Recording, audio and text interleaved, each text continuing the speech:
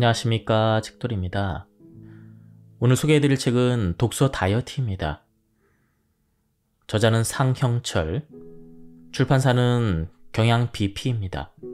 저자 소개를 간단히 하겠습니다. 상형철, 1962년 충남 보령에서 태어났다. 한의사이자 심리학 박사이다. 원광대학교 한의학대학을 졸업하였으며 서울대학교 보건의료정책 최고위 과정을 수료했다. 바로 본문을 보겠습니다. 비만을 포함해 모든 질병은 자신이 그동안 살아온 것, 먹어온 것의 결과입니다. 질환은 자기가 쌓아놓은 돌담이고 그 돌담은 한 사람의 역사입니다.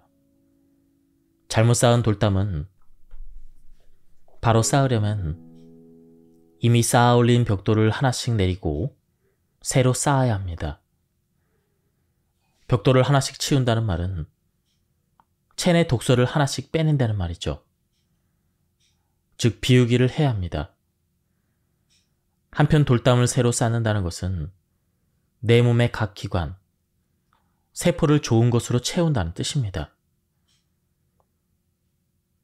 비만은 단순히 음식을 많이 먹어서 걸린 병이 아니라 몸에 독이 되는 음식을 많이 먹어 걸린 병이죠. 독을 뺀 후에 좋은 것으로 채운다면 살이 찌지 않을 뿐이 아니라 건강한 삶을 영위할 수가 있습니다. 이 이치만 한다면 비만은 물론 불치와 난치로 고생할 일은 없다고 생각해도 좋죠. 비우기의 첫걸음은 대사를 정상화시키는 것입니다. 대사를 정상화시키면 몸속에 쌓인 독소가 서서히 빠지기 시작합니다. 피를 탁하게 만든 콜레스테롤이 빠지고 가공식품이나 샴푸를 통해 몸속으로 들어온 화학성분이 빠져나가고 림프에 고였던 불필요한 수분이 사라지고 복부에 쌓인 좋지 않은 지방이 빠져나갔죠. 그렇다면 대사를 정상화시키기 위해서는 어떻게 해야 할까요? 첫 번째 병의 원인인 음식독을 해결해야 합니다. 좋은 것으로 나쁜 것을 밀어내야 합니다. 좋은 음식을 적절하게 몸속에 넣어주면 독소가 빠지게 되어 있죠. 이때 무엇을 먹느냐도 중요하지만 언제 어떻게 먹느냐도 중요합니다. 또한 자기 체질에 맞게 먹는다면 비만을 좀 더 빨리 해결할 수가 있습니다. 그 다음으로 중요한 것은 마음입니다. 현대인은 복잡한 생활 구조 속에서 마음을 통해 들어오는 독소가 상당합니다. 음식 치료와 마음 치료는 반드시 병행을 해야 합니다. 그 밖에 과로나 환경, 유전 체질과 관련해 치료를 병행하면 비만 걱정은 안 해도 됩니다. 비만한 사람을 보면 생체 리듬을 무시한 식사를 하는 경우가 많이 있죠. 생체 리듬이란 잘개가 낮과 밤으로 나뉘듯 인체의 리듬 안에 우주의 리듬이 내재되어 있다는 이론입니다. 하루를 24시간으로 봤을 때 인체는 크게 3단계 리듬의 지배에 놓입니다. 첫째는 아침 리듬으로 오전 4시부터 정오에 해당합니다. 이때는 배설의 시간으로 몸속의 찌꺼기를 밖으로 내보내는 일이 이루어집니다. 이 시간에 밥이나 빵을 먹게 되면 독소 배출이 순조롭게 이루어지지 않아 몸 안의 지방독, 수분독 등을 가두는 일이 생깁니다. 비만인 경우 탄수화물로 구성된 아침 식사를 선호하는 것을 볼 수가 있습니다. 그런데 부적절한 아침 식사는 독소 배출을 막는 원인이 되죠. 만약 몸에 부종이 생기고 내장 지방이 두꺼워진다면 아침 식사가 원인은 아닌지 점검해 봐야 합니다. 생체 리듬상 아침에는 수분 외에는 아무것도 먹지 않는 것이 좋습니다. 만약 아침 식사 폐지가 힘들다면 소화하기 쉽고 영양 성분이 농축된 녹즙 혹은 사과 당근 주스로 바꿔서 시작해도 좋습니다. 두 번째 리듬은 정오부터 오후 8시까지로 이때는 영양 섭취와 소화의 시간입니다. 낮 시간은 영양 섭취가 가장 잘 되는 시기로 에너지를 낼 수 있는 단백질과 탄수화물, 지방을 포함해서 효소와 미네랄, 비타민, 식이섬유 등 9대 영양소를 인체에 공급해 줘야 합니다. 마지막 리듬은 오후 8시부터 오전 4시로 복구와 나눔의 시간입니다. 이때 인체를 휴식기에 들어가게 하면 세포는 낮에 섭취했던 영양분을 인체 구석구석에 전달하는 시간을 갖습니다. 인체가 하루 사이에 쌓인 피로를 푸는 동안 다친 세포가 치료되고 지친 세포가 살아납니다. 내일을 준비해야 되는 시간에 음주 가무를 하거나 야식을 먹는다면 세포는 나눔에 실패해서 몸의 군사를 쌓게 합니다. 인체는 어느 정도 에너지가 확보되면 더 이상 에너지를 몸속에 쌓아두려 하지 않습니다. 이때 작용하는 호르몬이 렙틴이죠. 렙틴은 지방에서 분비되는 식욕 조절 호르몬으로 식욕을 떨어뜨리는 역할을 합니다. 저녁 식사를 넉넉히 한 다음날 아침의 입맛이 당기지 않는 이유이죠. 이는 몸속의 에너지가 포화 상태라는 신호로 지방세포가 혈액에서 렙틴을 분비하여 뇌로 하여금 먹고 싶은 생각이 없어지게 만들기 때문이죠. 하지만 현대 사회에는 뇌를 유혹하는 음식이 너무 많습니다. 특히 단 음식은 뇌가 너무나 좋아하는 것으로 뇌는 단 음식을 발견하는 순간 렙틴의 작용쯤은 간단하게 무시해버립니다. 필요한 양보다 많은 에너지원을 먹었으니 체지방이 늘어날 수밖에 없습니다. 그 중에서도 신체 활동이 부진한 복부, 내장 주위에 지방이 쌓이는 것은 당연한 일입니다. 내장 지방 과잉은 곧 에너지 과잉 상태를 말합니다. 사춘기의 증상을 일컫는 소위 중2병이 사회 문제로 대두되고 있습니다. 설탕이 비만을 비롯해 각종 성인병의 원인이라는 것은 주지의 사실입니다. 무엇보다 설탕은 마약 같은 중독성을 가지고 있습니다. 설탕의 달콤함은 과일의 달콤함과는 달리 자극이 강렬하고 도파민의 분비를 촉진합니다. 흔히 당이 떨어졌다는 말을 많이 합니다. 이는 설탕의 부족이 담배나 마약을 끊었을 때 나타나는 금단 증상과 유사한 상태를 뜻하죠. 설탕이 들어가면 침체되어 있던 신체 에너지가 활력을 찾게 되면서 인체는 이런 기분을 유지하기 위해 설탕을 반복적으로 요구하게 되는 것입니다. 이런 경향은 성인보다 청소년에게 더욱 뚜렷합니다. 중2병을 막기 위해서는 청량음료를 줄이는 것은 물론 편의점 음식, 햄버거, 감자튀김처럼 당류 위주로 된 패스트푸드를 멀리할 필요가 있습니다. 유아의 경우 단맛에 빨리 반응하기 때문에 설탕과 같은 정제 탄수화물을 좋아할 수밖에 없습니다. 우리 몸에 영양소가 부족하게 되면 세포는 영양소를 달라고 뇌에 신호를 보냅니다. 아이가 밥을 먹었는데도 배가 고프다고 칭얼대면 별 생각 없이 과자를 주는 경우가 있죠. 유아 때부터 과자에 입맛이 길들어진 사람은 성장에서도 인체의 영양소 부족 신호를 탄수화물 요구 신호로 오해하고 정제 탄수화물을 섭취합니다. 청소년 비만의 대부분은 이처럼 세포의 신호를 오해하는 데 원인이 있습니다. 몸은 물을 달라고 하는데 입은 탄산음료를 마시고 있고 비타민과 미네랄 같은 미량 영양소가 필요한데 달고 고소한 짭짤한 인스턴트 식품을 먹고 있는 것이죠. 뒤늦게 채소를 먹으려 해도 어려서부터 습관이 안 됐기 때문에 채소를 먹으면 여러 가지 부작용이 생깁니다. 대표적인 게 복통이죠.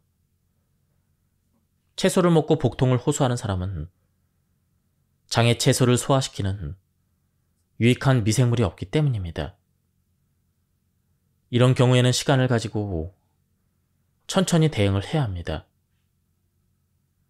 처음부터 무리하게 채소를 먹기보다는 장내 유익한 미생물이 집을 짓고 살 때까지 적은 길을 거쳐야 합니다.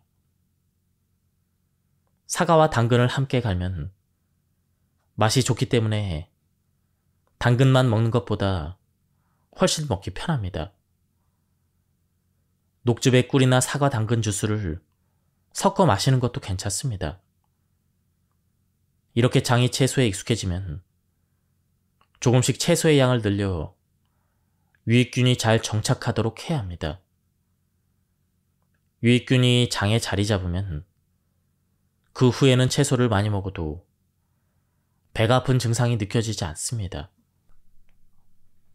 보통 중독이라고 하면 도박 중독이나 알코올 중독처럼 삶을 피폐하게 만드는 극단적인 중독을 생각하기 쉽습니다. 중독이란 센 행복, 말초적 즐거움을 탐하는 일이죠. 비만인의 경우 음식에 중독됐을 가능성이 큽니다. 중독이 잘 일어나는 대표적인 음식이 당분입니다. 우리가 탄수화물 중독이라 부르는 현상은 설탕이 많이 들어간 음식뿐 아니라 밥이나 떡 같은 탄수화물에 집착하는 경우를 일컫죠. 그 밖에 중독을 일으키는 음식으로 지방이 있습니다. 치킨이나 과자 등 기름에 튀긴 음식을 좋아하는 사람은 지방 중독을 의심해 봐야 합니다.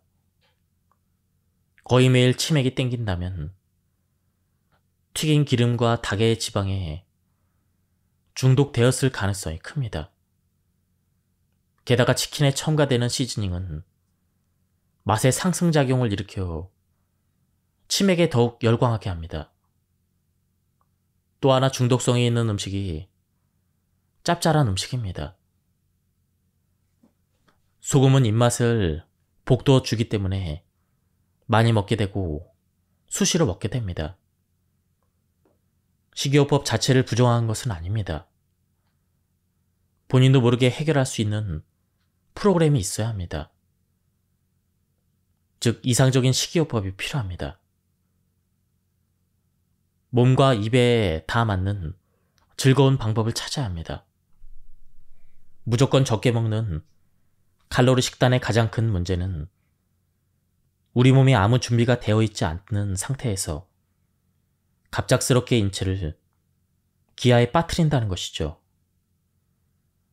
평소 먹던 것보다 적은 양의 음식이 들어오면 우리 몸은 당황한 나머지 신체 시스템을 에너지 절약 모드로 운행하며 최대한 칼로리 소비를 늦추는 방향으로 진행합니다.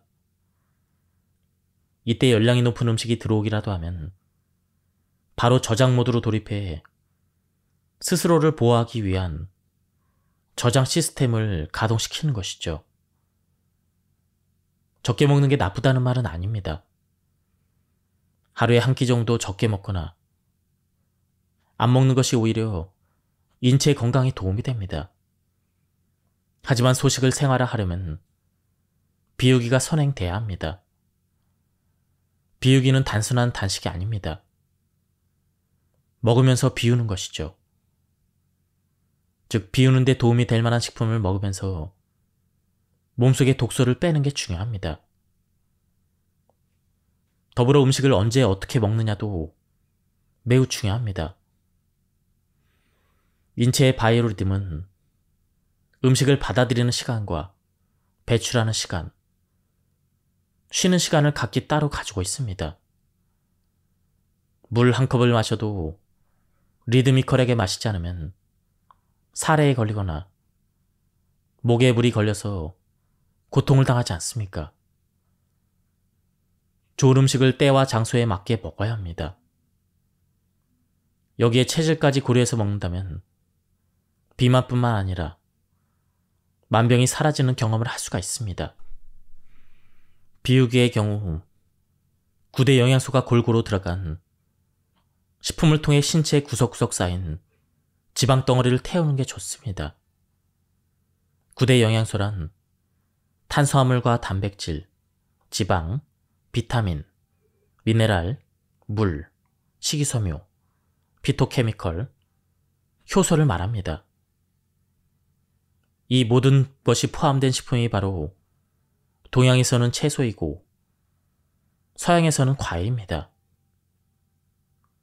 채소 과일 위주로 식사를 하되 부족한 탄수화물은 뿌리 채소에서, 부족한 지방은 견과류와 들기름, 참기름, 아마씨유에서, 부족한 단백질은 두부와 낫또, 청국장과 김, 미역 등 해조류에서 취하면 되는 것이죠.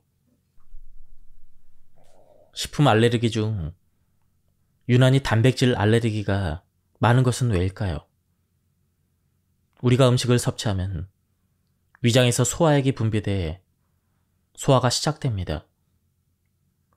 저분자화된 음식은 소장의 장육모에서 흡수해 인체의 각 기관에 전달됩니다. 장내 환경이 나쁘면 장육모에 염증이 생기고, 이런 염증은 장벽에 크고 작은 구멍을 뚫게 됩니다. 장벽이 양파망처럼 변하는 것이죠.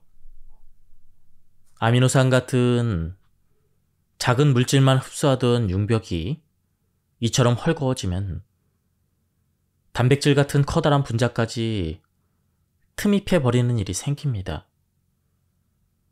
단백질은 혈액 속에 들어와서는 안 되는 물질입니다. 따라서 인체의 면역계는 이를 적으로 판단해 공격하기 시작합니다. 단백질 분자가 크기가 워낙 크다 보니 정규군으로는 부족합니다. 따라서 잠자던 면역계까지 총출동해서 공격에 나서게 되는 것이죠. 이것이 바로 면역과잉 상태입니다. 알레르기란 우리 몸의 면역과잉 반응으로 그 자체로는 인체에 결코 위험하지 않은 단백질 분자를 공격하는 일입니다. 이게 심해지면 꽃가루와 곰팡이 포자까지 공격해버리고 나중에는 자기 몸을 공격합니다. 이것이 자가면역 질환입니다. 인체의 면역계의 교란은 장누수가 원인입니다. 장누수는 장내 환경 악화가 원인입니다. 그리고 장내 환경을 악화시키는 주범은 단백질입니다. 고기 달걀을 많이 먹으면 방구 냄새가 구립니다. 단백질은 나쁜 세균의 먹이로서 장내 환경을 극도로 황폐화시킵니다. 그 밖에 장누수 증후군은 오염물질을 혈액 속으로 흘려보내 당뇨와 간질환, 뇌졸중, 심장질환의 원인이 되기도 하죠. 식물성 단백질을 먹어야 합니다. 필수 아미노산의 공급원은 생각보다 다양합니다. 콩과 두부, 된장에는 질 좋은 필수 아미노산이 대량으로 들어있습니다. 통곡류와 견과류, 씨앗류, 브로콜리 등 채소류와 과일에도 좋은 단백질이 많이 있습니다. 채소의 경우 질 좋은 단백질, 질 좋은 탄수화물에 비타민과 미네랄, 섬유소, 피토케미컬, 효소까지 섭취할 수 있으니 다이어트를 염두에 두는 사람이라면 채소를 주식으로 삼아도 좋습니다.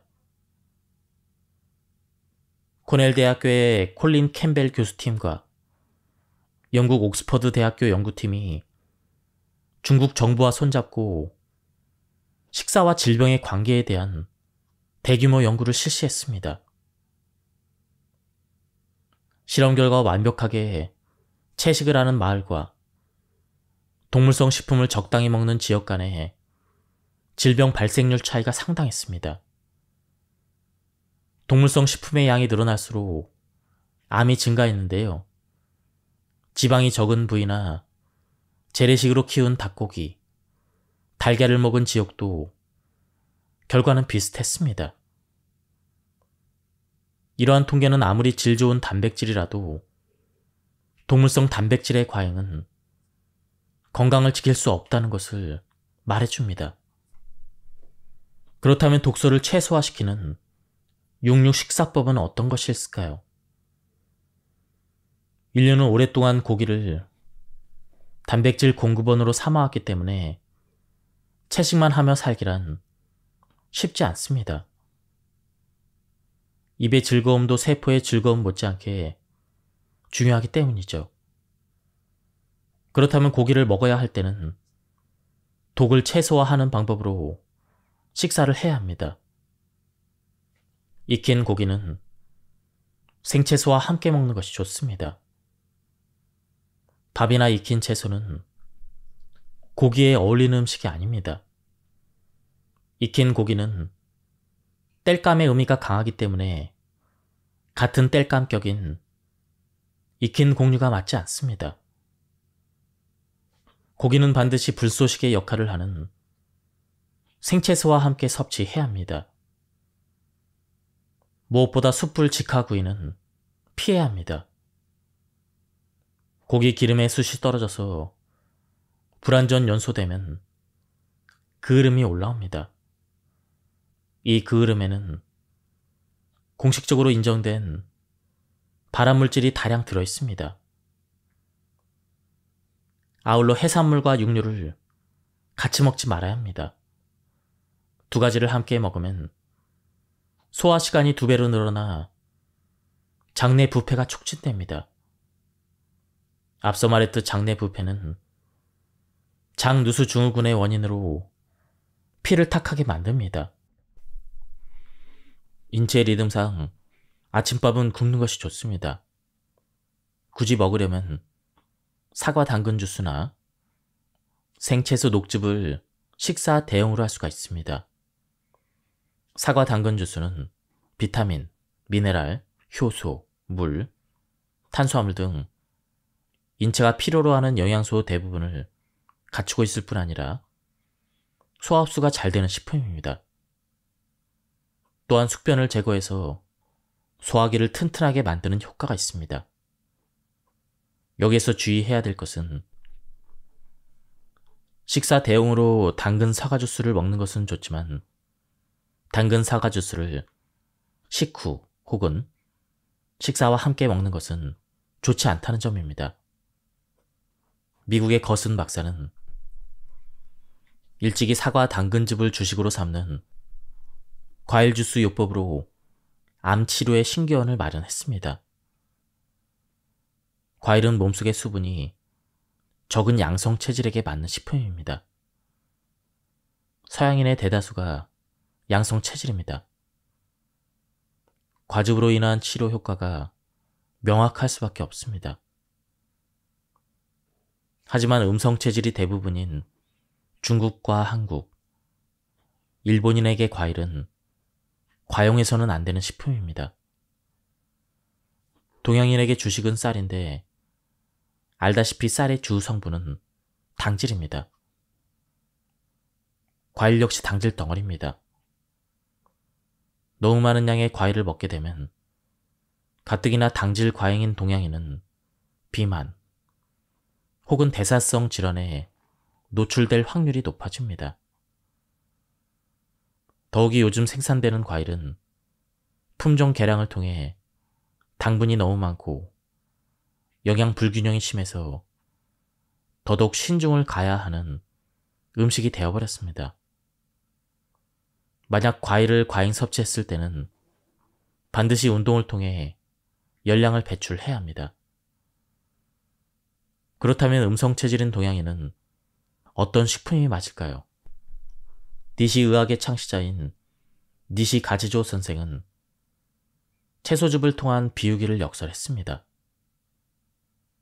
생채소는 수분이 많으면서 비타민과 칼륨, 기타 미네랄, 식이섬유, 피토케미컬, 효소가 풍부한 식품입니다. 즉, 생채소는 인체를 건설하고 정화하는 식품이죠. 하루 두 끼 다이어트가 비만에 좋다는 말을 듣고 도전한 30대 중반의 여성 김씨. 아침밥을 굶으면 안 된다는 각종 매체나 의사들의 조언에 따라서 3개월째 저녁을 금하는 다이어트를 실천했습니다. 하지만 칼로리를 줄였는데도 살은 별로 빠지지 않았고 오히려 피로감과 편두통, 어지러움증이 심해지자 김씨는 자연건강학교를 찾아왔습니다. 처방을 저녁밥 대신 아침밥을 굶고 오전에 충분한 수분을 섭취하는 것으로 바꿔보았습니다. 그러자 1개월 후 3kg 감량과 피로감이 사라지고 편두통과 어지러움증 증상도 개선되었습니다. 먹는 칼로리가 같아도 언제 먹느냐가 중요하다는 것을 보여준 사례입니다. 프랑스의 의학자이자 약학자인 수울리에의 소변에서 나오는 독소 배출 연구에 따르면 아침과 저녁 두 끼를 먹는 사람은 소변에서 독소가 66%밖에 배출되지 않는다고 합니다. 하루 3끼를 다 먹는 사람은 독소가 75% 빠져나오고 아침을 폐지하고 점심과 저녁을 먹는 사람은 100%, 그리고 하루에 한 끼 저녁만 먹는 사람은 127% 빠져나왔다고 합니다. 다양한 연구가 소식이 몸에 좋지 않다는 사실을 말하고 있지만 언제 먹는가도 그 못지않게 중요하다는 것을 보여주는 실험입니다. 아침 식사의 폐지는 다음과 같은 3가지 조건을 충족했을 때 건강과 다이어트에 효과적입니다. 첫째, 아침을 안 먹는다 해도 점심과 저녁을 과식하지 않아야 합니다. 야식도 금물입니다. 아침을 거른 뒤에 점심을 먹게 되면 자신도 모르게 정제 탄수화물을 폭식할 수가 있습니다. 또한 허겁지겁 식사를 하기 쉽습니다. 이 부분을 조절할 수 있어야 합니다. 아침 식사의 폐지는 16시간의 단식과 하루 음식량의 3분의 1을 줄이는 소식의 의미가 있습니다. 둘째, 점심과 저녁 식사 전에 충분한 생채식을 해야 합니다. 잎채소와 뿌리채소에는 9가지 영양소가 균형 있게 들어있어 아침 식사 폐지에 따른 영양소 부족분을 메우게 됩니다. 또한 영양소의 균형을 맞춰 식사를 하면 결코 과식을 하지 않게 됩니다.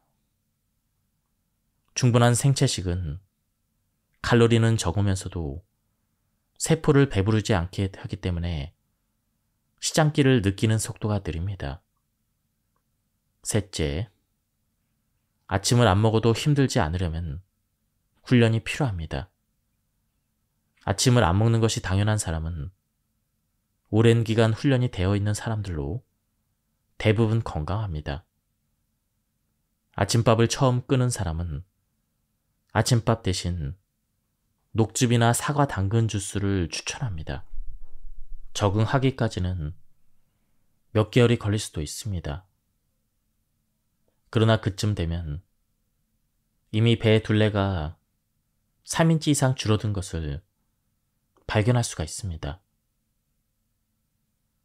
충분히 훈련되었다는 신호가 올 때 아침밥을 완전히 끊고 생수로 아침을 대신하면 하루 2끼의 식사만으로도 비만뿐 아니라 고혈압과 당뇨 등 대사질환까지 치유되는 행운을 얻을 수가 있습니다. 고기와 과일을 함께 먹지 말아야 합니다. 앞서 말했듯 슈퍼푸드는 현대인의 건강을 위해 매우 유익한 식품으로서 적절히 섭취하면 건강에 이롭습니다. 그러나 아무리 몸에 좋은 슈퍼푸드라도 몸에 맞지 않는 음식과 섭취하면 몸에 악영향을 줄 수가 있습니다. 가령 고기나 생선을 먹은 뒤 밥과 과일 등의 탄수화물로 입가심을 하는 경우가 많습니다. 이는 최악의 음식 궁합입니다. 설사 몸에 좋은 마늘, 브로콜리, 콩류를 반찬으로 먹었다 해도 배불리 고기를 먹은 뒤에 밥과 함께 먹는다면 말짱 도루묵이 됩니다. 가장 좋은 것은 고기와 생채소를 함께 먹는 것입니다. 생채소에는 육류를 분해하는 효소와 고기에는 없는 비타민, 미네랄이 듬뿍 들어있어서 소화는 물론이고 영양학적으로도 도움이 됩니다. 한편 식사 도중에 고기와 과일을 함께 먹는 것은 좋지 않습니다. 고기와 과일이 한꺼번에 뒤엉키면 이상 발효가 일어나 부패에 버금가는 화학 반응이 일어납니다. 뷔페 식당에서 식사를 하고 나면 유난히 속이 부글거리는 것도 너무 여러 음식을 한꺼번에 먹었기 때문이죠. 또한 고기와 생선을 동시에 먹는 것도 금해야 합니다. 종류가 다른 육류를 함께 먹으면 인체가 해독할 수 있는 범위를 초과합니다. 그래서 산패와 부패가 일어나게 되죠. 또한 어류와 육류는 한 끼 이상은 먹지 말아야 합니다. 무엇보다 여러 가지를 먹게 되면 자기 양보다 많이 먹게 됩니다. 입맛은 간사해서 한 종류의 음식에는 빨리 실증을 내지만 다양한 음식에 대해서는 너그럽습니다. 비만 환자의 경우 양쪽으로 넘치게 먹는 데다 여러 가지를 섞어 먹음으로써 지방대사에 문제가 생긴 경우를 간과할 수가 없습니다. 식사 도중에 물을 먹는 것도 좋지 않습니다. 소화 효소가 희석돼서 소화계가 스트레스를 받게 됩니다. 물은 식후에 2시간이 지나서 먹는 것이 가장 좋습니다. 식후 과일이라는 공식은 우리 식생활이 무수히 달라지는 중에도 오랫동안 깨지지 않았습니다. 과일은 좋은 식품입니다. 수분과 미네랄, 비타민, 효소를 골고루 포함하고 있으며 맛도 좋습니다. 그러나 식사 마무리로는 적당하지 않은 식품입니다. 후식으로 과일을 먹어서 다른 음식과 섞이면 소화 시간이 길어지고 인체 내 이상 발효와 부패가 일어나는 원인이 됩니다. 또한 당질 덩어리이기 때문에 칼로리 과잉의 위험이 있습니다. 탄수화물을 주식으로 하는 동양인은 소량만 섭취할 필요가 있습니다. 과일을 밥 대신 한 끼의 식사로 삼거나 샐러드로 만들 때 소스용으로 사용하는 게 좋습니다. 장이 건강해야 몸이 건강합니다. 대변을 보면 장이 보입니다. 장이 보이면 인체 건강이 보입니다. 그만큼 대변을 잘 보는 일은 인체 건강에서 중요한 부분입니다. 흔히 장을 우리 몸의 뿌리라고 합니다. 식물이 땅속 뿌리를 통해 양분을 빨아들이듯 인간은 장을 통해 활동에 필요한 에너지를 흡수합니다. 좋은 토질에서 좋은 양분을 적절하게 섭취한 나무는 줄기가 튼실하고 잎에 윤이 나며 열매가 탐스럽습니다. 사람도 마찬가지입니다. 인체가 좋은 음식을 잘 선택해 먹고 이를 소화시키는 데 아무 문제가 없다면 혈색이 좋은 것은 물론 피부에 윤기가 나며 자식을 잘 낳고 질병 없이 잘 살아갈 수가 있습니다. 장은 영양분을 소화 흡수하는 일 말고도 인체 면역의 80%를 담당하며 각종 독소를 배출하는 중요한 일을 합니다. 장 기능이 약할 경우 영양분을 제대로 흡수하지 못할 뿐 아니라 몸속에 독소를 배출하는 일에도 문제가 생기게 됩니다. 대변은 체내에 녹아있는 지용성 독소가 소장, 대장을 거쳐 외부로 방출되는 배출구로서 인체 건강에 중요한 키워드입니다. 변비에 걸리면 체내 독소가 몸 밖으로 원활하게 빠져나가지 못하기 때문에 건강에 문제가 생기는 게 당연합니다. 변비는 직접적으로는 두통을 비롯해 피부 트러블을 유발하지만 장기적으로 보면 콜레스테롤 정체로 인해 대사기 전체가 나쁜 영향을 받게 됩니다. 혈관에 지방이 끼면 혈액순환에 문제가 생겨 고혈압과 심장병, 뇌졸중 등으로 이어집니다. 장벽이 약하면 장누수 현상이 일어나 비염과 천식 같은 고질병을 유발하게 됩니다. 원래 소장은 아미노산 같은 작은 분자만 흡수할 수 있는데 장벽의 그물이 허술해지면 단백질 같은 커다란 덩어리가 그 틈으로 침입하게 됩니다. 이를 장누수라고 합니다. 이처럼 혈액 속에 단백질 덩어리가 떠다니게 되면 인체의 면역계는 이를 이물질로 인식, 무차별적인 공격에 나섭니다. 이때 정상적인 방식으로는 힘이 부족하기 때문에 면역 체계를 과하게 가동시키게 되는데 이를 면역 과잉이라 부릅니다. 아토피와 비염, 천식, 루푸스가 면역 과잉의 대표적인 증상입니다. 장 건강의 키워드는 장내 환경입니다. 도시 환경은 녹지가 좌우합니다. 숲이 우거진 도시는 공기가 깨끗합니다. 인체의 장내 환경을 좌우하는 것은 세균의 밸런스입니다. 유익균이 부패균보다 우세한 장은 변비가 없을 뿐더러 변의 색깔이 황금색이고 굵기가 적당하며 냄새가 독하지 않습니다. 반면에 장내 환경이 나쁘면 변비 설사가 나타나게 되고 변 냄새도 독해집니다.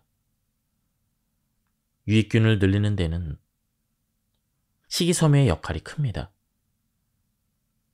장내의 유익균이 좋아하는 먹이가 바로 식이섬유이기 때문이죠. 또한 발효음식 섭취가 큰 도움이 됩니다. 발효음식에는 유산균 같은 유익균이 풍부해 장내 환경을 좋게 만듭니다. 사람들이 괜히 잘 먹고 잘 사는 일이 중요하다고 말하는 것이 아닙니다. 암을 유발하는 활성산소는 비만과 관계가 깊습니다. 비만도 활성산소와 연관이 깊은 질환입니다. 체내 지방은 인체의 연료 창고로서 우리 몸은 쓰고 남은 여분의 땔감을 이곳에 보관합니다. 정상적인 세포는 체내 지방을 에너지로 쓰는데 아무런 문제가 없습니다. 그러나 활성산소가 쌓인 세포는 땔감이 있는데도 계속 영양분을 달라고 인체에 요구하게 됩니다. 살찐 사람일수록 고일량의 식품을 선호하는데 이로써 활성산소는 더 늘어나고 인체는 지방 대사에 더 문제가 생깁니다. 복부둘레는 갈수록 넓어집니다. 인체 건강의 악순환에 빠지는 것이죠. 세포 속의 활성산소를 없애려면 항산화 식품을 섭취해야 합니다. 대표적인 항산화 식품으로는 마늘과 고추, 파프리카, 토마토, 부추 등 색과 향이 짙은 식품을 들 수가 있습니다. 여기에 미네랄과 비타민, 효소가 풍부한 발효식품, 생채소 위주로 식습관을 바꾼다면 활성산소의 문제는 어느 정도 해결될 것입니다. 100일이면 내 몸이 바뀝니다. 세포는 스스로 분열하여 새로운 세포를 만들어내는데 보통 하루에 1조 개 이상의 세포가 새로 태어나고 그만큼 죽는 것으로 알려져 있습니다. 우리 몸의 세포가 100조 개인 것을 감안하면 100일이면 80% 이상이 바뀌는 셈이죠. 그렇다고 해서 세포의 생성과 사멸이 천편일률적인 것은 아닙니다. 근육세포와 신경세포 같은 분화세포는 한번 형성되면 오랜 기간 안 바뀝니다. 뼈세포의 경우 10년 정도 시간이 흘러야 교체가 됩니다. 이런 경우를 제외하면 대부분의 세포는 3개월을 기준으로 교체됩니다. 세포학적으로 볼 때 3개월 전에 나와 지금의 나는 같은 사람이 아닌 것이죠. 헌세포가 새 세포로 바뀌는데 약 3개월이 소요되기 때문에 해독에 걸리는 시간 또한 평균 3개월을 잡습니다. 아무리 질이 나쁜 세포도 3개월만 지나면 깨끗한 세포가 된다니 놀랍지 않습니까? 당뇨와 고혈압, 비만 같은 독소 3단계의 대사성 질환도 3개월 정도면 치료가 충분하다는 이야기입니다. 건강을 지키기 위해 가장 중요한 것은 자연이 기른 건강한 식품을 먹는 것입니다. 음식을 효과적으로 에너지화하기 위해서는 비타민과 미네랄, 효소, 식이섬유, 피토케미컬이 골고루 함유된 음식도 섭취해야 합니다. 밥이나 국, 찌개, 볶음, 구이로 이루어진 우리네 전통 식단은 열량 공급원으로서 부족함은 없지만 불쏘시개 역할을 할 효소, 조효소가 조리 과정에서 사멸되기 때문에 영양학적으로 빈틈이 많습니다. 효소와 조효소를 대량으로 먹어야 몸속에 가라앉아 있는 여분의 열량을 깨끗이 태울 수 있다는 것이 진리입니다. 안 넣은 것이 아니라 좋은 것을 넣어서 나쁜 것을 태우는 것. 이것이 진짜 다이어트입니다. 주의할 것은 최근에 출하되는 과일은 쌀을 주식으로 하는 우리나라 사람들에게는 그다지 적당하지 않다는 것이죠. 품종 개량을 통해 너무 달아졌기 때문에 당질 과잉이 염려됩니다. 꼭 먹어야 한다면 밥 대신에 먹는 지혜가 필요합니다. 건강한 생채소를 바탕으로 식단을 짜야 풍족하게 먹으면서도 건강하게 살이 빠지는 효과를 얻을 수가 있습니다. 한 가지를 덧붙이자면 좋은 음식과 더불어 체질에 맞는 식사를 하라는 것입니다. 인간은 자연의 일부이기 때문에 태양에서 전해지는 양기와 땅이 전달하는 음기의 영향을 피해갈 수 없습니다. 양기가 충만한 사람을 양성체질, 음기가 충만한 사람을 음성체질이라 부릅니다. 자기 체질에 맞는 식사로 신체의 양기와 음기의 균형을 맞춘다면 비육의 효과는 배가 될 것입니다. 효소는 열에 약하지만 낮은 온도에서는 활성화되지 않습니다. 따라서 체내 효소를 활성화시키기 위해서는 체온을 유지하는 것이 중요합니다. 추운 겨울에는 내복과 목도리 등으로 보온에 신경을 써야 하며 더운 여름에는 찬 음식을 멀리 해야 합니다. 에어컨을 너무 쐬는 것도 체내 효소를 활성화시키는데 방해가 됩니다. 효소는 산소의 공격에도 강하기 때문에 식품에서 따로 분리해서 보충제 형태로 만드는 것이 가능합니다. 시중에서 판매되는 효소 보충제의 경우 발효식품을 이용하게 됩니다. 곡류와 해조류, 약초 등을 발효해서 미생물의 수를 증강시키면 유익균이 대량의 효소를 만들어내는 것이죠. 이것을 추출해서 보충제로 만드는 것입니다. 그러나 효소 보충제보다 좋은 것은 유기농으로 재배된 신선한 채소와 제철 과일을 충분히 먹는 것입니다. 물론 시중에 판매되고 있는 유산균은 장내 환경을 좋게 만드는 일을 합니다. 변비나 설사가 심한 사람은 유산균을 장복하면 좋습니다. 그러나 가장 저렴하고 손쉬운 방법은 소식을 통해 소화효소를 아끼고 채소, 과일, 견과류를 날 것으로 먹어 음식의 효소를 보충하는 것이죠.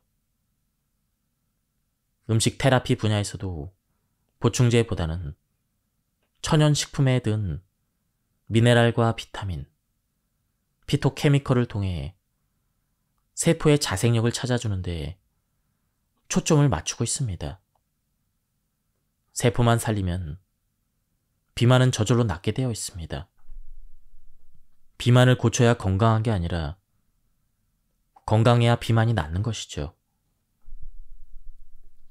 지금까지 이 책에 대한 리뷰를 모두 마쳤습니다. 이 책에서는 독소를 빼야 살이 빠진다고 말하고 있습니다. 일전에 소개해드린 다이어트 불변의 법칙 2권과 일맥상통하는 내용이 많이 있었습니다. 하지만 이 책에서는 한국인에 맞는 한국인만의 좋은 건강법을 소개해주고 있었습니다. 한번 책을 구해서 읽어보실 것을 추천드립니다. 여기서 리뷰를 마치도록 하겠습니다. 감사합니다. 안녕하십니까, 책돌이입니다. 오늘 소개해드릴 책은 신경청소혁명입니다. 저자 소개를 간단하게 하겠습니다. 구도 치아키, 뇌신경외과 전문의, 1958년 일본 나가노현 출생. 구도 치아키 뇌신경외과 클리닉 원장이다. 뇌와 마음의 정체를 파헤치고 싶다는 신념으로 뇌신경외과 전문의가 되어 가고시마 시립병원 응급센터 그리고 여러 병원들을 거쳐서 외과 공부를 시작했다. 2001년 구도 치아키 뇌신경외과 클리닉을 개원했다. 그리고 그 신경에 대한 책을 많이 쓰셨습니다. 그럼 바로 본문을 보도록 하겠습니다. 신경이라는 말을 들으면 어떤 생각이 떠오르는가? 신경은 뇌의 명령을 몸에 전달하는 역할을 한다는 것, 신경에는 전기 신호가 흐른다는 것, 운동신경이 좋거나 나쁘다고 표현하는 것, 이것들 모두 정답이지만 덧붙여서 나는 이렇게 생각한다. 신경이란 목숨을 연결하는 생명선이며 젊은 신경은 모든 병을 멀리하는 힘을 갖추고 있다. 말하자면 신경이 몸속에서 가장 중요하고 신경이 젊어지면 모든 병이 사라진다는 것이다. 신경이 노화된 상태란 전선이 고장나서 마을이 정전된 상태와도 같다. 즉, 전선이 고장나서 전기가 끊기면 수도도 끊기게 되고 그렇게 되면 생활하는 것이 거의 불가능해지는 것처럼 신경이 노화되면 몸속 곳곳에 전기 신호가 전달되지 않아 전체적으로 기능이 저하될 수밖에 없고 결과적으로는 모든 질병의 원인이 되는 것이다. 신경이 젊어지면 어떤 일이 일어나는지 알아보자. 통증이 사라지고 몸이 부드럽게 움직인다. 어깨 결림, 목 통증, 무릎 통증, 요통이 낫는다. 고혈압, 고혈당이 개선된다. 만성 두통이 사라진다. 변비가 낫고 언제나 쾌변한다. 눈의 피로가 사라지고 시력이 회복된다. 이명이 좋아지고 삐나 끼익하는 소리가 들리지 않는다. 기억력이 향상되어 치매를 예방한다.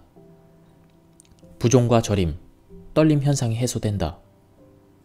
고민이나 초조함이 사라지고 의욕이 되살아난다. 그렇다면 신경이란 무엇일까? 의학적으로 엄밀하게 나누면 신경은 두 가지로 분류된다. 첫 번째, 중추신경. 뇌와 척수를 말한다. 명령을 내리는 역할을 한다.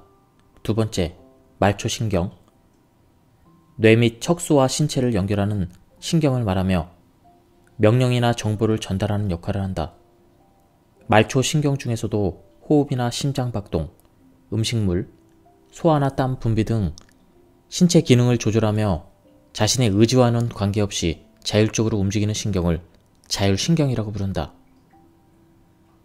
이처럼 의학의 세계에서는 중추신경과 말초신경, 두 가지 신경을 하나로 묶어 신경이라고 부른다. 다만 이 책에서는 특별한 언급이 없는 한 신경은 기본적으로 말초신경을 가리킨다고 생각하면 된다. 왜냐하면 신경이라는 말을 들으면 뇌와 신체를 연결하는 실이라고 연상하는 경우가 압도적으로 많고 나는 두 가지 신경 중에서 말초신경이 더 중요하다고 생각하기 때문이다. 신경이 노화되면 병도 생기지만 또 다른 심각한 문제가 생긴다. 바로 만성적인 운동 부족에 시달리게 되는 것이다. 신경이 늙으면 여기저기에 통증이 생기고 몸을 마음대로 잘 움직일 수가 없어서 의욕이 저하되기 때문에 운동하는 것이 더욱 어려워진다.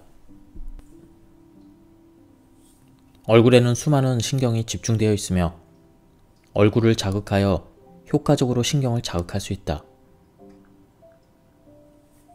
이러한 사실을 바탕으로 나는 신경에 적절한 자극을 주는 신경청소법으로 뇌 지도상의 넓은 범위를 차지하고 있는 부위인 얼굴을 자극하는 얼굴 주무르기법을 고안했다. 얼굴 주무르기가 첫 번째 신경청소법이다. 신경을 젊게 만드는 데 필요한 요소 중 하나가 산소인데 얼굴 주무르기를 실시했을 때 뇌에 얼마만큼의 산소가 공급되는지 검증한 실험의 결과를 살펴보자. 평상시에 산소와 헤모글로빈 양을 1이라고 했을 때 얼굴 꼬집기법을 실시한 뒤 산소와 헤모글로빈 양은 2.33이었다. 즉, 이 방법으로 얼굴을 자극하면 평상시보다 2배 이상 뇌 속의 산소 농도가 올라간다는 것이 과학적으로 증명된 것이다. 얼굴 주무르기만 해도 강력한 효과가 나타나는 신경청소지만 여기서 한 가지 더 더하면 신경이 더욱 젊어진다. 바로 턱을 당기고 자세를 바로 잡는 것이다. 간단한 방법이지만 신경과 자세는 밀접하게 연결되어 있다. 매일 진료를 통해 올바른 자세를 하는 것이 얼마나 신경 건강에 절대적인 효능이 있는지를 강력하게 느끼고 있다. 내 클리닉 진료실의 천장은 돔 모양으로 프레스코 화가 오노 미사오의 귀여운 천사 그림이 그려져 있다. 등이 굽은 자세는 신경의 노화를 앞당긴다. 자세가 나쁘면 폐가 압력을 받기 때문에 산소가 체내에 원활하게 공급되지 않고 부자연스럽게 휘어진 척수는 신경의 통로를 좁게 만들기 때문에 신경의 노화를 촉진시킨다. 또한 산소 부족도 간과해서는 안 된다. 신경을 젊게 만들기 위해서는 반드시 산소의 힘이 필요하기 때문이다. 고개를 들어 천사의 그림을 쳐다보는 것만으로도 구부정했던 자세가 바로 서고 등 근육이 쭉 펴지면서 신경의 통증을 유발하는 척추의 뒤틀림을 완화시키고 몸 안에 산소를 충분하게 공급한다. 자세를 바르게 하는 방법은 신경을 젊게 만드는 신경청소의 두 번째 방법이다. 자세를 바르게 하면 신경의 변형이 바로잡힘과 동시에 산소도 충분하게 공급할 수 있다. 이 방법도 신경을 젊게 만드는데 매우 효과적이다. 얼굴 주무르기와 마찬가지로 뇌 속의 산소량을 측정해보면 평상시보다 무려 122% 상승되어 있다는 것을 확인할 수가 있다. 신경은 전선과 같은 역할을 한다고 설명했다. 그 구조 또한 전선과 닮아 있다. 전선은 전기가 통하는 구리선을 비닐 커버로 덮어 씌운 것이다. 신경도 전선과 마찬가지로 전기가 통하지 않는 성질의 지방막이 전선의 커버처럼 신경을 둘러싼다. 이 커버를 미엘린, 즉 수초라고 하며 대부분의 신경에는 미엘린이 감겨 있다. 전선과는 달리 미엘린은 신경 전체를 감싸지 않고 중간중간에 끊겨 있다. 그래서 신경이 그대로 노출되어 있다.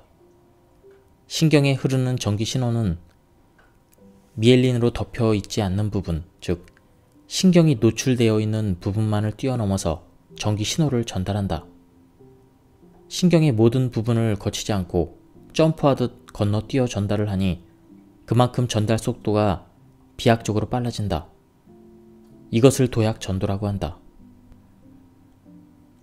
바꿔 말하면 미엘린이 튼튼하게 감겨 있어야 건너뛸 수 있는 부분이 많아져서 전달 속도가 빨라진다. 반대로 미엘린을 잃은 신경은 뇌의 명령을 빠르게 전달할 수 없다. 어릴 때 신선한 자극을 많이 받아 신경의 연결고리를 얼마나 만들어 놓는가에 운동신경의 좋고 나쁨이 달려있다. 신경이 급성장하는 시기에는 신경을 새롭게 만드는 데 필요한 단백질, 미엘린의 주성분인 지방, 신경의 에너지원인 당분과 같은 양질의 영양분을 충분히 섭취하는 게 좋다.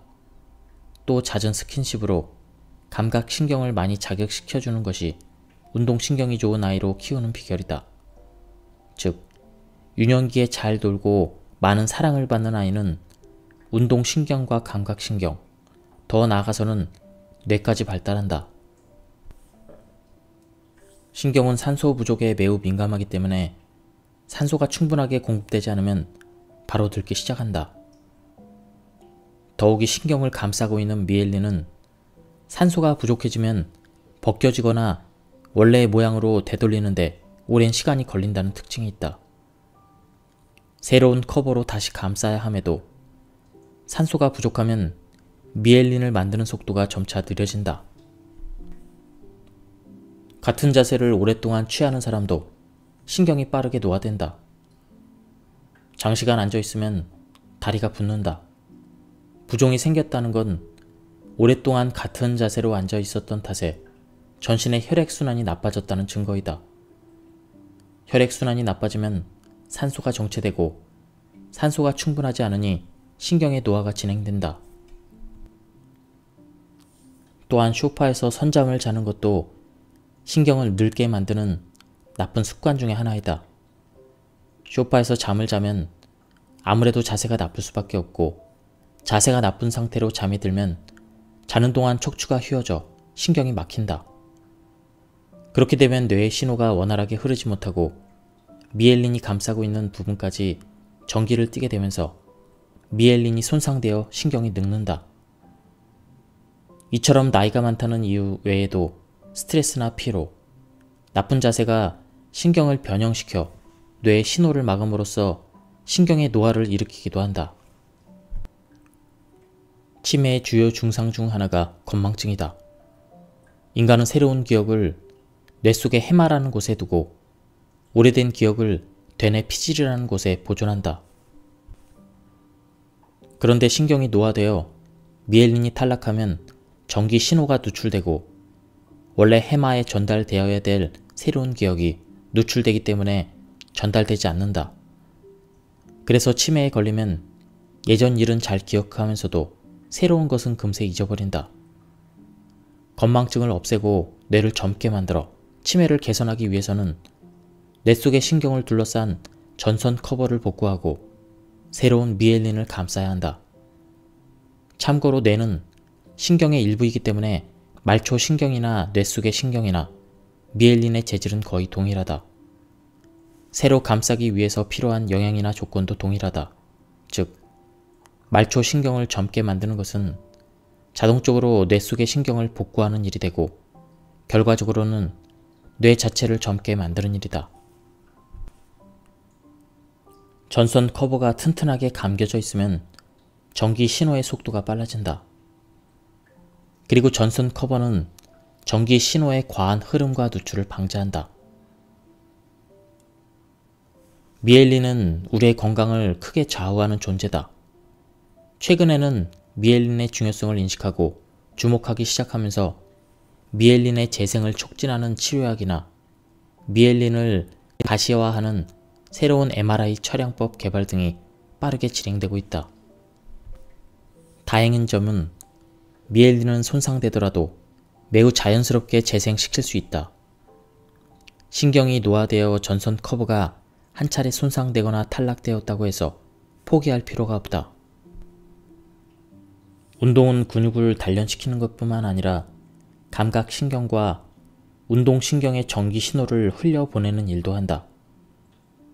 다리를 움직여서 걸으면 감각신경을 통해 발바닥이 지면을 밟고 있다는 정보가 뇌에 전달되며 반대로 뇌가 발을 움직여라, 손을 흔들어라 라고 명령하는 것도 전기 신호가 되어 운동신경 속을 흐르게 된다.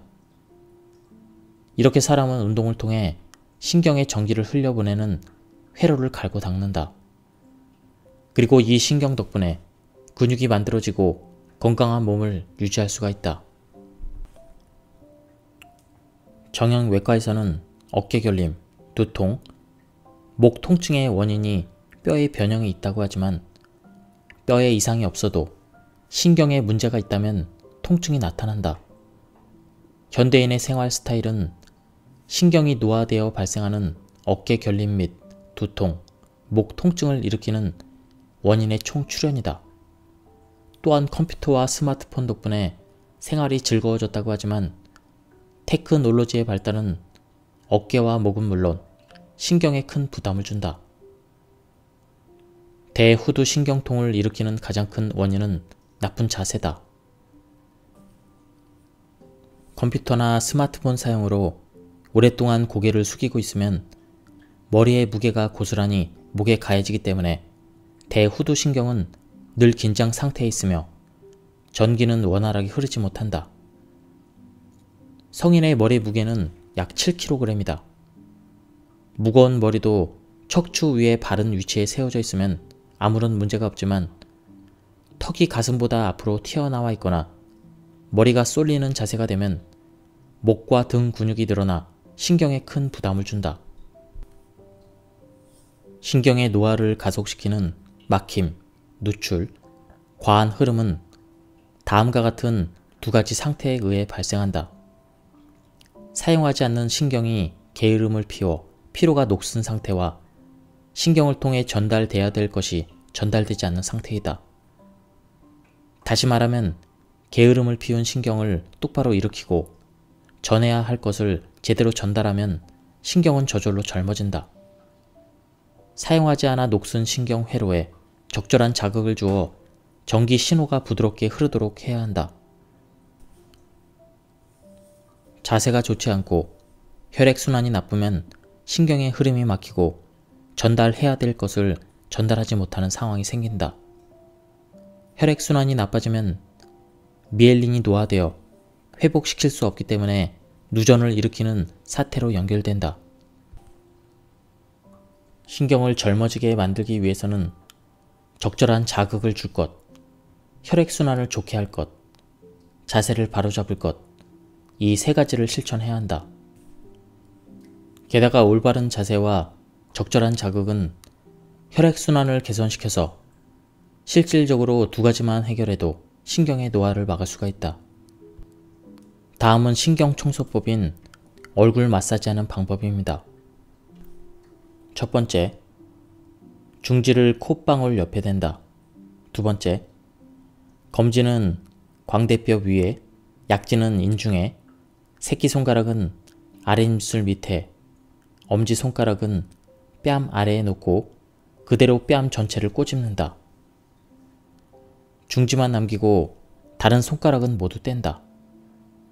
중지를 콧방울 옆에 대고 가볍게 누른다. 다음은 얼굴 문지르기 방법입니다. 첫 번째, 검지, 중지, 약지를 광대뼈 밑에 갖다 댄다. 세 손가락으로 원을 그리듯 근육을 움직이며 풀어준다. 30초간 실시한다. 두 번째, 세 손가락을 관자놀이에 갖다 댄다. 이것도 30초간 동일하게 실시한다. 세 번째, 세 손가락을 눈꼬리에 갖다 대고 30초간 동일하게 실시한다. 네 번째, 세 손가락을 입꼬리 옆에 갖다 대고 30초간 동일하게 실시한다. 다음은 집안일을 하거나 입욕 중에서도 할 수 있는 신경청소법이다. 파, 피, 푸, 페, 포, 라, 리, 루, 레, 로를 크게 발음하며 신경을 젊게 만드는 방법이다. 파, 피, 푸, 페, 포를 발음하려면 반드시 입술이 닿았다 떨어져야 한다. 입술을 가장 많이 사용해서 발음해야 하는 것이 파행이다. 또한 라행은 혀를 가장 많이 사용해야 되기 때문에 혀의 신경을 효과적으로 자극할 수 있다. 이처럼 파행은 입술의 운동신경을, 라행은 혀의 운동신경을 많이 사용하므로 파행과 라행을 발음하는 것 자체로도 신경을 단련시켜 신경의 막힘을 해소시키는 효과가 있다. 다음은 자세를 통한 신경청소법입니다. 척추 늘리기법은 철봉에 매달려 몸을 늘리는 신경청소법이다. 매달리는 행위는 척추의 변형을 잡아주고 신경의 막힘을 해소하는 데 매우 효과적이다. 철봉이 없다면 빨래 거리대 등을 활용해보자. 두 발을 지면에 디딘 상태에서 철봉을 붙잡는 것이 포인트다. 두 발을 떼고 철봉에 완전히 매달리게 되면 체중이 팔에만 쏠리게 되고 몸에 부담이 되기 때문에 허리나 그런 곳에 통증을 유발할 수 있다. 또한 빨래 거리대를 사용할 경우 체중을 버틸 만큼 강하지 않기 때문에 위험해질 수 있다. 그래서 두 발을 지면에 디딘 상태로 매달리면 체중이 크게 실리지 않으므로 안전하게 할 수 있다. 다음은 손발 흔들기입니다. 손발 흔들기법은 손발을 흔들어 근육을 쉬게 하면서 동시에 신경에 적절한 전기를 흘려보내는 초간단 신경청소법이다. 손발을 흔들면 관절, 근육, 힘줄의 움직임과 균형 감각을 감지하는 심부 자극을 자극할 수 있어서 온몸을 마사지하는 것과 비슷한 효과를 기대할 수 있다. 또한 균형 감각을 바로잡는 효과도 얻을 수가 있다. 자세가 나쁘다는 것도 바로 알아챌 수가 있다. 이 방법은 의자에 앉아서도 할 수 있으므로 가벼운 마음으로 시도해 보길 바란다. 몸을 흔들면 막혀있던 신경통로가 좋아지는 동시에 혈액의 흐름도 개선된다. 진동에 의해서 산소가 전신으로 분포되어 미엘린의 회복도 촉진되므로 신경이 젊어진다. 손발 흔들기법을 실시할 때는 손발에 힘을 빼고 실시한다. 힘을 준 채 흔들면 근육과 힘줄의 통증이 나타날 수 있으므로 주의해야 한다. 우리가 양치를 할 때 감각 신경이 집중되어 있는 잇몸을 자극하면 신경은 젊어진다. 구체적으로 다음과 같은 방법을 실천하길 바란다. 첫 번째, 잇몸에 칫솔을 가볍게 대고 상처가 생기지 않도록 부드럽게 칫솔질을 움직인다. 최대한 가볍고 부드럽게 자극하자. 한 곳에 10초 이상 자극하지 않도록 하자. 더러움을 씻어낸다는 느낌으로 힘을 주어 문지르면 잇몸에 상처가 생길 수 있으므로 주의해야 한다. 주요 감각의 절반은 얼굴이 차지한다. 눈이나 입 등 감각기관뿐만 아니라 뺨이나 관자놀이 등 신경을 통하는 부위까지 빠짐없이 꼼꼼하게 약 20초 동안 얼굴 전체에 샤워기를 대고 자극한다. 다만 피부가 약한 사람은 피부에 트러블이 발생할 수 있으므로 수압을 약하게 조절한 뒤에 실시한다. 샤워할 때 자극하면 좋은 곳, 그 두 번째는 손과 발이다. 좌우 10초씩 자극한다. 손과 발은 얼굴과 비교했을 때 피부가 비교적 두꺼워서 자극에 대한 내성을 갖고 있기 때문에 피부가 약한 사람도 안심하고 실시할 수가 있다. 손은 감각령의 4분의 1 정도를 차지하기 때문에 자극하면 감각신경이 크게 단련된다. 손바닥뿐만 아니라 손등도 정성껏 자극한다. 또한 발을 자극할 때는 넘어지지 않도록 반드시 앉아서 실시한다. 발은 신발에 압박되어 있는 시간이 긴 만큼 더욱 확실하게 자극하여 감각신경을 되살려야 한다. 안정된 자세에서 발바닥, 특히 가운데를 중점으로 자극해야 한다. 세탁과 요리를 발 뒤꿈치로 서서 한다. 내가 추천하는 방법을 집안일 할 때 적용하면 나쁜 자세를 해결할 수 있을 뿐만 아니라 신경도 젊어진다. 그 방법은 바로 발 뒤꿈치로 서기이다. 부엌에서 일을 할 때 그냥 서 있지 말고 발가락이 있는 발끝을 올리고 발 뒤꿈치로 서보자. 균형을 잡기 어렵다면 대나무 목침 등을 이용해서 발끝을 대고 서도 좋다. 발 뒤꿈치로 서면 몸이 균형을 잡기 위해서 자연스럽게 배에 힘이 들어가고 척추가 곧게 펴진다. 이때 몸을 굽히더라도 허리를 굽히는 것이 아니라 고관절로 몸을 굽히기 때문에 허리에 부담이 적고 좋은 자세가 된다. 까치발로 서면 정강이 근육을 늘릴 수는 있지만 종아리 근육은 수축된 채로 있다. 종아리는 하반신에 쌓인 혈액을 심장으로 돌려보내는 중요한 역할을 담당하며 제2의 심장이라고 불린다. 그래서 종아리 근육이 수축되면 건강이 좋지 않으면 물론이고 이곳을 지나는 중요한 신경이 녹슬게 된다. 발 뒤꿈치로 서면 자세를 바로잡을 수도 있고 평소에 잘 늘리지 못했던 종아리 근육을 스트레칭할 수 있으며 동시에 심장으로 이어지는 중요한 신경도 자극할 수가 있다. 산책이나 걷기 운동은 남녀노소 누구나 쉽게 할 수 있으며 무리한 운동이 아니므로 다칠 위험도 적다. 필요한 물건도 운동화나 모자 정도라서 복잡한 장비도 없이도 마음만 먹으면 언제든지 시작할 수가 있다. 또 걸어 다니는 것은 자전거를 이용하는 것보다 오감을 자극하며 주변 풍경을 천천히 즐길 수 있다는 장점도 있다. 바른 자세로 공기를 충분히 들이마시면서 걸으면 신경은 반드시 좋아진다. 특히 신경을 단련하려고 한다면 해안의 모래사장이나 강변의 비포장 도로는 매우 이상적인 산책 코스이다. 발바닥 전체로 울퉁불퉁한 자갈이나 푹푹 빠지는 모래사장의 촉감을 느끼면서 걸으면 신경을 효과적으로 단련할 수 있다. 다음으론 독서 방법입니다. 신경이 젊어지는 독서법이란 무엇일까요? 바로 30분간 집중적으로 책을 읽었다면 책을 덮고 1분간 공상 타임을 갖는 것이다. 이렇게 하면 우선 시신경의 피로가 쌓이지 않는다. 같은 자세를 계속 취하지 않아도 되기 때문에 목과 어깨 근육에 대한 부담도 훨씬 덜해진다.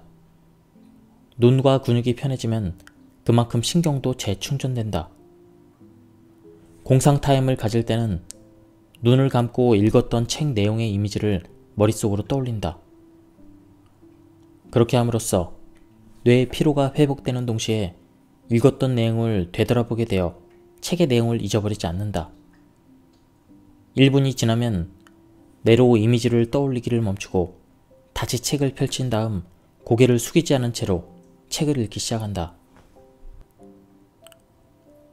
마지막 습관은 하루를 마무리하는 수면에 관한 것이다. 흔히 인생의 3분의 1은 잠으로 보낸다고 할 만큼 수면은 아주 중요하다. 신경을 젊게 만들다며 깨어있는 동안에 조심을 하더라도 하루 중 많은 시간을 차지하는 수면을 소홀히 한다면 모두 헛수고가 되어버린다. 사실 수면의 질은 잠잘 때 자세와 밀접한 관계가 있다. 특히 질 좋은 수면을 취하기 위해 의식해야 될 것은 3개의 산을 만들어서 자는 것이다. 3개의 산이 무엇일까? 누웠을 때 무릎, 허리, 목 부분에 산 모양으로 빈 공간이 생기는 것이다. 아침에 일어났을 때 허리나 등, 어깨 통증이 있다면 좋지 않은 자세로 잠을 잔 경우가 많다.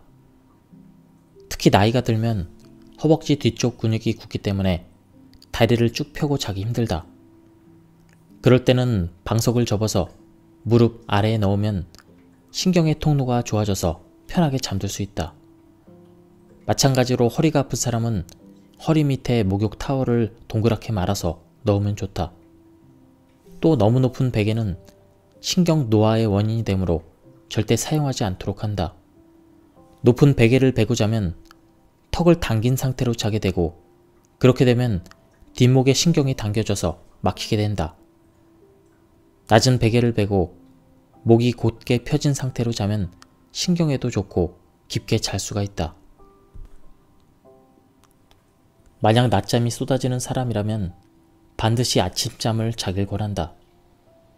너무 빨리 일어나면 오전에 이미 지쳐서 잠이 쏟아지는 경우가 있다. 예를 들어 새벽 4시쯤에 일어났다면 오전 9시에서 10시쯤 낮잠이 아닌 아침잠을 자보자. 선잠을 자면 신경이 젊어질 요소가 가득한 낮에 잠이 와서 활동에 지장을 주므로 그것을 미연에 방지하는 것이다. 엎드린 자세로 아침잠을 자지 않도록 주의한다. 엎드려서 잠을 자면 뇌를 압박하여 폐에 공기가 제대로 들어가지 않는다. 그래서 산소 부족을 초래하여 신경의 노화를 촉진시킨다. 그렇기 때문에 아침잠을 잘 때는 의자 등받이에 등을 대고 잠을 잔다. 예, 지금까지 이 책에 대한 리뷰를 모두 마쳤습니다. 제가 발췌 요약해서 설명을 드렸기 때문에 전체적인 맥락을 파악하고 싶은 분들은 책을 구해서 한번 읽어보실 것을 추천드립니다. 예, 여기서 리뷰를 마치겠습니다. 감사합니다.